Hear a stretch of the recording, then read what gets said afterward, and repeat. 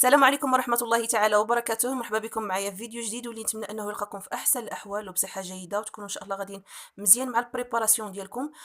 من بعد ما صدر الإطار المرجعي أو الأطر المرجعية الخاصة بالامتحانات، في هذا الفيديو هذا غادي نحاولوا إن شاء الله نحللوا الإطار المرجعي الخاص باللغة الفرنسية للسنة الأولى بكالوريا، باش هكا تعرفوا شنو المطلوب منكم وشنو كينتظركم في هذا الامتحان، بالإضافة للإجابة على السؤال اللي كيشغل المجموعة ديال التلاميذ: واش عندنا الحق في اختيار الغومون اللي غنخدموا عليه اولا المؤلف اللي غادي نشتغلوا عليه في هاد السنه هذه.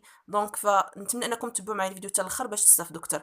غنقوموا بالتحليل ديال هذا الاطار المرجعي كلمه بكلمه باش هكا نتوما تفهموا شنو مطلوب منكم وشنو كينتظركم في الامتحان، فخليكم معايا. دونك غنشوفوا لورغانيزاسيون دو دومين ديفالياسيون، يعني الامتحان كيفاش كيكون، يعني كيفاش كتكون الطريقه ديال الوضع ديال الامتحان. عندنا لو دومين دو ليفالياسيون دي زاكي دو لا بروميير اني اون لونغ فرونسيز سيبل دو كومبوزونت امبورطونت. يعني الامتحان ديال اللغه الفرنسيه بالنسبه للناس ديال بروميير اني دو باك كيستهدف لينا واحد جوج المكونات اللي هما اساسيين. عندنا ليتود دو تكست دراسه النص، وعندنا لا برودكسيون ايكريت اللي هو المكون الكتابي. La durée de l'épreuve étant de 2 heures، يعني الامتحان كيكون في حدود ديال ساعتين. La première composante اللي قلنا هي l'étude de texte permet de vérifier les compétences de lecture de l'élève، هي اللي كتخلينا نعرفوا المؤهلات ديال التلميذ يعني في القراءة، يعني القراءة ديالو لداك النص، c'est-à-dire sa capacité à comprendre، يعني القدرة ديالو على الفهم. اناليزي تحليل سو كي لي التحليل ديال داكشي اللي كيقرا، اي اون ميم طون في نفس الوقت اغياجير، يعني يعطينا واحد ردة الفعل ا لوفر كي لوي بروبوزي، يعني على داك المؤلف اللي هو مقترح عليه. هنا كي لوي بروبوزي مقترح عليه، يعني بحال هاد الجمله هادي كتبين لنا بانه ما كاينش لو شوا. الا جينا نحققوا في هذا المعنى ديال هذه الجمله، سيتادير هما غيقترحوا علينا لوفغ اللي حنا غنخدموا عليه، يعني هذاك الجانب ديال انهم اولا داك الكوطي ديال اننا نختاروا، كنظن ما كاينش عندنا في هاد لي بروف هذا ولا في هذا الامتحان هذا. Quant à la seconde composante، هنا بالنسبة للمكون الثاني، il permet d'évaluer sa compétence rédactionnelle، كيخلينا أننا نطوروا المهارات ديالو الكتابية. Autrement dit, sa capacité à produire un texte argumentatif et ce dans une langue correcte، يعني كيخلينا نقولوا بأنه واش عنده القدرة على أنه ينتج لنا واحد النص حجاجي وتكون اللغة ديالو سليمة. هنا واحد الملاحظة كتقول: il est noté que l'évaluation de la dimension linguistique se fera de manière intégrée dans les deux composantes، يعني هنايا التقييم ديال البعد اللغوي، يعني المهارة اللغوية ديالنا، ديك الاستعمال ديال اللغة كيتم بطريقة متكاملة في المكونين معا، يعني غادي يكون عندك الاستعمال ديال اللغة سواء في ليتود دو تكست او حتى في البرودكسيون ايكريت، يعني خص اللغة ديالك تكون سليمة. دابا غنشوفوا شنو مطلوب منا في لابارتي الاولى واللي هي ليتود دو تكست. Cette partie de l'épreuve vise non seulement à évaluer la capacité de l'élève à dégager et à sélectionner des éléments pertinents.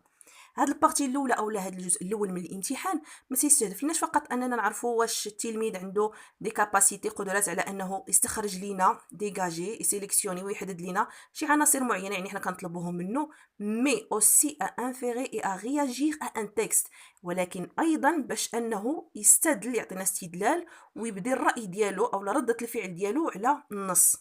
Au fin de l'évaluation, 3 capacités sont retenues، يعني هنايا عندنا 3 ديال المهارات او القدرات اللي خصنا ناخذهم بعين الاعتبار. واول مهاره عندنا مطلوبه في هاد ليتود دو تكست واللي هي كونتكستواليزي، يعني وضع النص في السياق ديالو.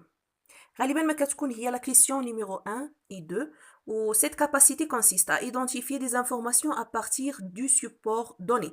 هنايا هاد المهاره هادي كتخلينا نحددوا معلومات انطلاقا من هذاك لو سيبور دوني، هو التكست اللي معطى لنا، يعني ان باساج دو لون دي زوفر ايتودي، باساج وحده من المؤلفات اللي حنا كندرسوهم. وحتى هاد العباره هادي كتدل على انه ما كاينش لو شوا، يعني مادام قالوا لنا هنا ان باساج دو لون دي زوفر ايتودي ما قالوا لناش المؤلف اللي انت كتختار، يعني هنايا واحد من دوك المؤلفات اللي انت درستيهم. L'élève doit pouvoir parcourir le texte pour sélectionner des informations. التلميذ خاصو يكون قادر على انه يتصفح ولا يتعمق في النص باش يقدر يستخرج دي زانفورماسيون، معلومات pertinent et connaître certains aspects، ويتعرف على بعض الجوانب du texte ديال النص pour établir des rapports entre le passage proposé et d'autres parties ou éléments de l'œuvre باش أنه يقدر يربط لينا ما بين هذاك الباساج اللي تيقرا وعناصر من المؤلف. دونك قال لنا هنايا il s'agit de هي عبارة عن شنو هما هاد النوعية ديال الأسئلة اللي كتكون عندنا donner des informations concernant l'œuvre, titre, auteur, courant littéraire, genre littéraire, édition et date de parution. هنايا نعطيو معلومات concernant l'œuvre المؤلف، العنوان، l'auteur الكاتب ديالو، le courant littéraire السياق التاريخي، le genre littéraire النوع الأدبي، السياق الأدبي والنوع الأدبي عفوا، إديسيون يعني الإنتاج، تاريخ ديال ليديسيون ديالو، دات دو باريسيون يعني فوقاش تنتج هاد المؤلف هذا، سيتوي لو باساج دون لوفر التأطير ديال هاد النص انطلاقا من المؤلف، سيتوي لوفر دون سون كونتكست هيستوريك التأطير ديال المؤلف في السياق ديالو التاريخي، كولتوريل الثقافي اتسيتيرا. يعني هاد المعلومات هادو خصنا نكونوا ضابطينهم مزيان، لا بخصوص الكاتب ولا بخصوص المؤلف، يعني خصكم تكونوا ضابطينهم. كتكون عباره عن جدول بارفوا كيعطيوكم جدول نتوما تملؤوا الفراغات بهاد المعلومات هادو، اولا يقدر يعطيوكم الترتيب ديال يعني في سيتوياسيون دو باساج يعطيوكم احداث وانتم ترتبوهم حسب التسلسل الزمني ديالهم. يعني بزاف ديال الاشكال اللي كيتوضع بهم هاد الاسئله، السؤال الاول والثاني. غندوزو دابا لاناليز. هنايا المهاره الثانيه اللي كتكون عندنا واللي هي اناليزي يعني التحليل. كتكون غالبا في الاسئله 3 4 5 6 7 8 سي كيسيون. هاد الاسئله هادو تيكونوا على تحليل او على ليتود دو لونغ يعني الدراسه ديال اللغويه اللي كتكون بخصوص لي كور دو لونغ اللي نتوما قريتوهم. دونك cette capacité concerne le traitement des informations en vue de construire du sens. يعني هاد المهاره ديال التحليل هادي كتخلينا نعالجوا معلومات، يعني كنقوم بمعالجه ديال المعلومات بهدف تكوين واحد المعنى. l'élève est amené à dégager des indices، خصو انه يخرج des indices يعني واحد المؤشرات، à établir des liens ويربط لينا يعني يجبد لينا روابط ما بيناتهم، à faire des inférences et aussi à justifier l'emploi d'un fait de langue ou de style dans la construction du sens. يعني خصو يعلل لينا استعمال ديال بعض الادوات اللغويه او لا روابط لغويه باش نكملوا او باش نطوروا واحد المعنى او نبنيو واحد المعنى في شي جمله. يعني بحال كما كنقولوا لي في ريشيرشي ديال دي فيغور دو ستيل او لا توناليتي ايتترا. يعني خصك انت تجوستيفي التعليل ديال واحد الاستعمال ديال واحد الادوات اللغويه مثلا وتخرجهم في نفس الوقت بحال داكشي ديال لي فيغور دو ستيل. خصكم تكونوا ضابطينهم بالاضافه لي شون ليكسيكو ايتترا يعني الدروس ديال اللغه. Donc il s'agit de étudier le texte دراسة ديال النص، type, structure, composition, caractéristiques, intention de communication. النوعية ديال النص مثلا واش descriptif, narratif, argumentatif etc. يعني أسئلة كتكون بخصوص لو تكست. composition المكونات ديالو، caractéristique المميزات ديالو بحال داكشي ديال لا فوكاليزاسيون واش interne واش externe، tonalité اللي فيه يعني بحال هاد المعلومات هادو. comprendre le contenu du texte، construire un sens نفهموا المعنى ديال هذاك لو تكست. établir un rapport entre l'emploi d'un fait de langue ou de style et la construction du sens. يعني نقلبوا على الروابط ما بين الاستعمال واحد الادوات اللغويه والمعنى ديال هذاك النص. دابا غندوزو المهاره الثالثه واللي هي غياجير سيتادير نعطيو واحد رده الفعل اولا نبديو الراي ديالنا بخصوص واحد الشيء معين، واللي هما غالبا تيكونوا لا كيسيون نيميرو 9 و لا كيسيون نيميرو 10. يعني هاد لي دو كيسيون تيكونوا على الموقف ديالك او ردة الفعل ديالك انطلاقا من وتعطي واحد وجهة النظر ديالك انطلاقا من واحد لا رياكسيون دارها واحد الشخص معين، واحد من الشخصيات ديال لي رومون او لا موقف تدار او لا يعني واحد لو جيست كان في هذاك السؤال اللي غيعطيوك. دونك انت كتعطي الراي ديالك واش مع واش ضد، واش انت مع هاد الشخصيه او لا شخصيه اخرى. دونك انا ديجا كنت درت لكم واحد لا فيديو على كيسيون 9 إديس، عبارات واجدين غادي تستعنوا بهم باش تجاوبوا ان شاء الله في يوم الامتحان. نتمنى انك تمشي تشوف هاد لا فيديو لانها مهمه بزاف، فما تعجزش على راسك وشوف هاد لا فيديو غتعاونك بزاف. دونك غنشوفوا شنو عندنا في هاد غياجير. Donc cette capacité amène l'élève à prendre position par rapport au contenu du texte et à justifier ou défendre son point de vue. هاد المهارة هذه كتخلي التلميذ يعطينا أو لا ياخد موقف من محتوى النص ويعلل ويدافع على وجهة النظر ديالو. Donc il s'agit de apprécier des éléments culturels, des valeurs, des éléments civilisationnels. هنايا التقدير ديال التلميذ للعناصر الثقافيه. كنشوفوا التقدير ديالو للعناصر الثقافيه، لي فالور للقيم، les éléments civilisationnels يعني العناصر الحضارية يعني الحضارة ديالنا. synthétiser interpréter des idées des faits يعني هنايا تفسير أو الاستنتاجات أو تركيب حقائق وأفكار. porter un jugement يعطي واحد الحكم أو واحد الموقف ديالو. manifester son appréciation du texte التلميذ هنا خصو يبين لينا التقدير ديالو للنص يعني المعنى ديال النص أو الميساج اللي بغا يوصل لينا النص أو الأفكار اللي فيه. se situer par rapport à ce texte يحدد الموقع ديالو أو الموقف ديالو من النص. justifier sa réaction هنا يبرر لينا ردة الفعل ديالو يعني علاش خدا هداك الموقف. غتعطي des arguments. remarque هنا عندنا واحد لي دو remarque اللي هما مهمين بزاف. عندنا الاولى كتقول dans la formulation des consignes il faudrait éviter d'utiliser la terminologie de la critique littéraire focalisation insipide point de vue etc. يعني الناس اللي تيكونوا هاد الاسئله يعني اللي وضعوا هاد الامتحان خاصهم يتجنبوا هاد المصطلحات ديال النقد الادبي يعني كنقول لا فوكاليزاسيون انسيبيت او لا بوين دو في يعني الاراء الشخصيه ديالهم ما خصهاش تبان يعني الاستاذ او داك الشخص اللي وضع هذا الامتحان ما خصوش يبان الموقف ديالو يعني باش التلميذ ما يتفرضش عليه واحد الراي يعني خصو يمشي بحال هذاك الاستاذ اللي وضع الامتحان يعني خصك انت التلميذ منين غيجاوب يعطي الراي ديالو والموقف ديالو بكل حريه يعني ما مفروضش عليه يمشي مع الاستاذ في داك السياق ديالو. دونك هنا الناس اللي كتوضع الامتحان تتكون محايده يعني ما كتعطيش لا فوكاليزاسيون لا انسيبيت ولا بوين دو في ايتترا. Et pour la deuxième remarque, les questions relatives à la langue seront élaborées en rapport avec la construction du sens et porteront sur les contenus de la rubrique langue de la progression de la première année du siècle du baccalauréat. هنا الأسئلة اللي متعلقة باللغة خاصها تكون عندها علاقة بالتركيب ديال المعنى وخاصهم يكونوا في الدروس اللي قراو التلامذ في السنة الأولى اللي قراو التلامذ يعني حتى الحدود السنة الأولى بكالوريا يعني الدروس اللي نتوما فايتين قريتوهم في لا لونغ. وهنا الدروس كيكونوا واضحين داكشي ديال لو ديسكور ديريكت اي انديريكت لا فوكاليزاسيون انترن اكسترن اي زيرو يعني لي شون ليكسيكو يعني بزاف ديال لي كور دو لونغ اللي نتوما ديجا قريتوهم لا موداليزاسيون ايتترا يعني خاصكم تكونوا ضابطين الدروس ديالكم لي كور دو لونغ كاملين. والناس اللي باقي عندهم مشاكل في لي كور دو لونغ غتدخلوا تلقاو بلاي ليست خاصه بلي كور دو لونغ غتفيدكم بزاف. دونك قبل ما ندوزو نشوفو البارتي الثانيه واللي هي بخصوص لا برودكسيون اكريت غادي نديرو واحد الخلاصه لهذا الشيء اللي قرينا. عندنا المكون الاول واللي هو ليتود دو تكست فيه 3 ديال المكونات 3 ديال الاجزاء يعني الاسئله مقسمه ل 3 ديال لي بارتي. البارتي الاولى هي الكونستيتواليزاسيون.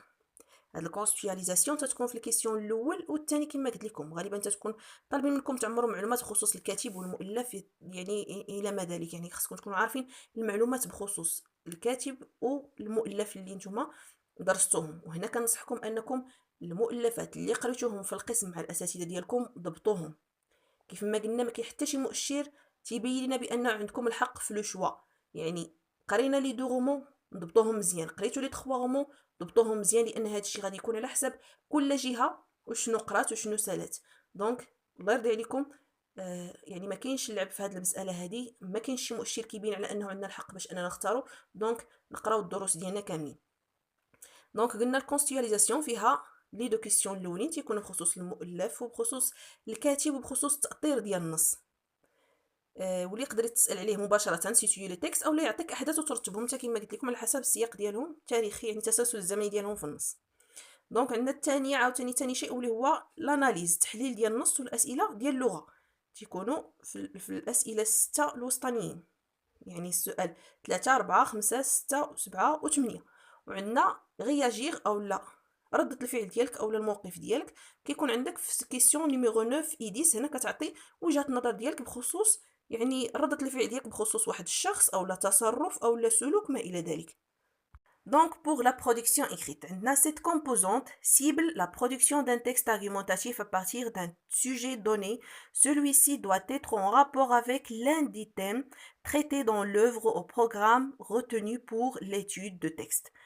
هنايا قال لك بانه هاد البارتي ديال لا برودكسيون كريت ديال الانشاء او ديال التعبير الكتابي كتعتمد لنا على ان تكست ارغيومونطاتيف. عندكم حتى هاد العام عندكم غير ان تكست ارغيومونطاتيف نص حجاجي غادي يكون في واحد من لي تيم ديال هذاك المؤلف اللي توضعوا فيه لي كيسيون ديال ليتود دو تكست. يعني هذاك النص اللي خدمتو عليه في الاول مؤلف مثلا الا كان اونتيغون فالبرودكسيون كريت غادي يكون عندها علاقه بهاد واحد من لي تيم ديال هاد يعني المؤلف ديال أونتيغون.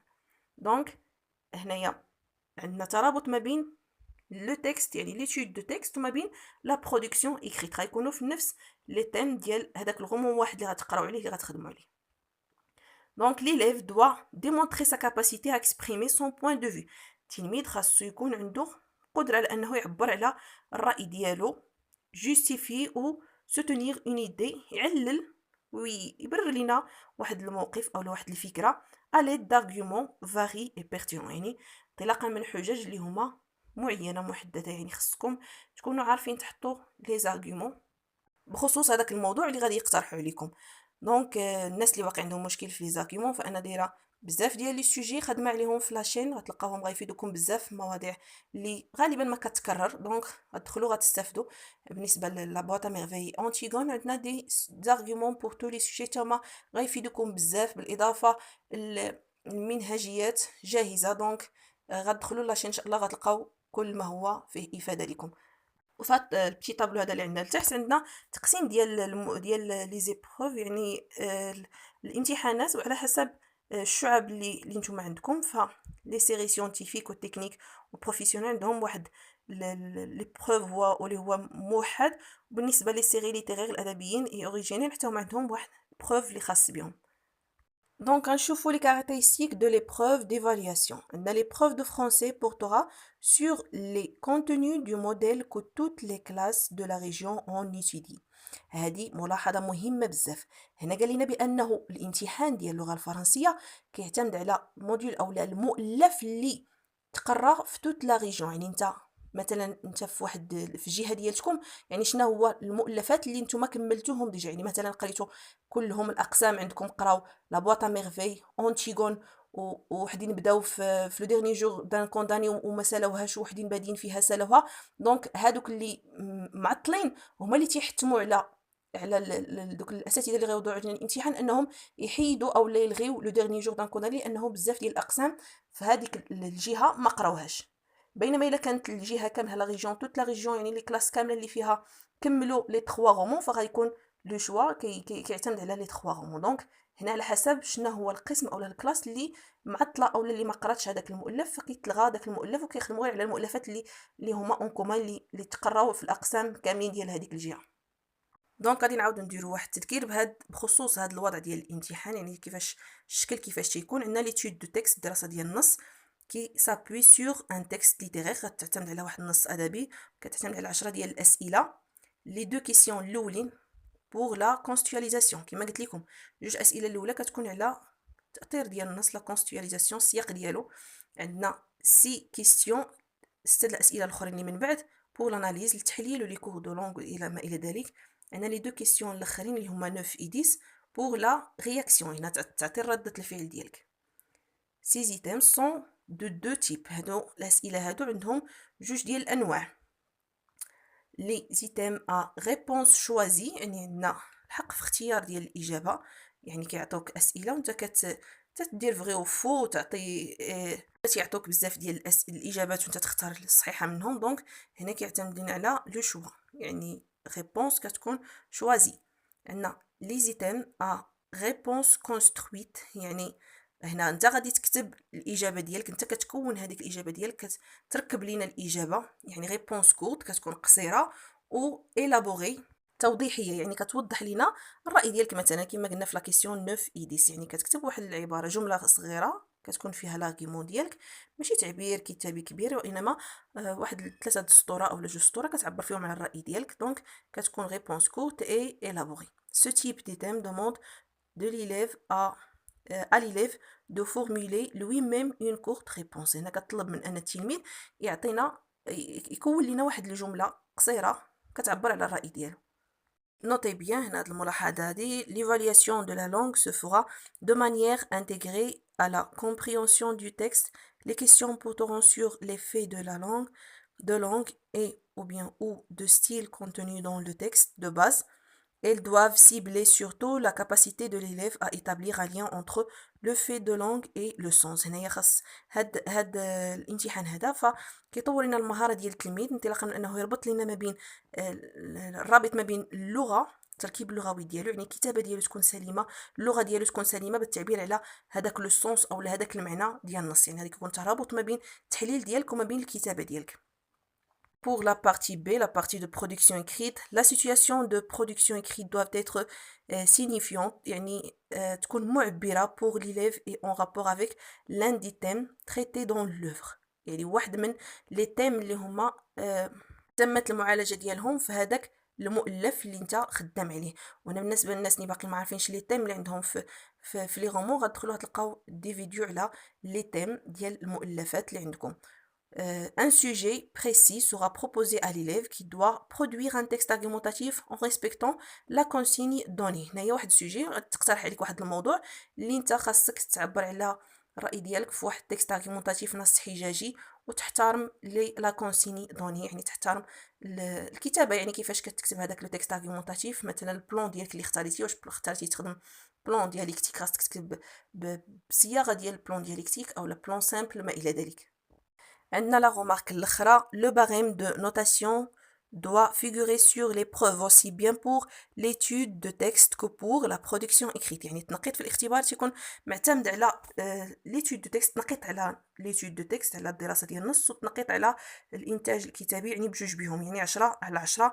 وهاد الجدول اللي قدامنا غيحدد لينا تنقيط بالتفصيل. دونك الاسئله الاولى بجوج بهم، لي دو كيسيون الاولين عليهم جوج ديال النقاط. عندنا عاوتاني اسئله 6 اللي من بعد منهم عليهم 6 ديال النقاط، والكيسيون 9 و 10 عليهم جوج ديال النقاط. بينما لا برودكسيون اكريت عليها 10 ديال النقاط، واللي كتقسم الخمسه ديال النقاط على كريتير ديفالياسيون دو ديسكور، يعني الخطاب ديالك انت، الافكار ديالك، و لي كريتير ديفالياسيون دو لا لونغ، والسلامه ديال اللغويه، يعني واش صحيحه الكتابه ديالك او لا. دونك بهذا غنكونوا سالينا التحليل ديالنا لهاد الاطار المرجعي ديال اللغه الفرنسيه بالنسبه للناس ديال السنه الاولى بكالوريا. نتمنى انكم تكونوا استفدتوا معايا بزاف، نتمنى انكم تكونوا مزيرين راسكم لانه مبقاش الوقت. دونك الاطار المرجعي خرج، انت عرفتي شنو عليك، دونك خدموا على المؤلفات اللي نتوما ديجا قريتو في الكلاس مع لي بروف ديالكم. نتمنى لكم التوفيق كاملين، ونتلاقاو ان شاء الله في فيديو واحد اخر. الى اللقاء.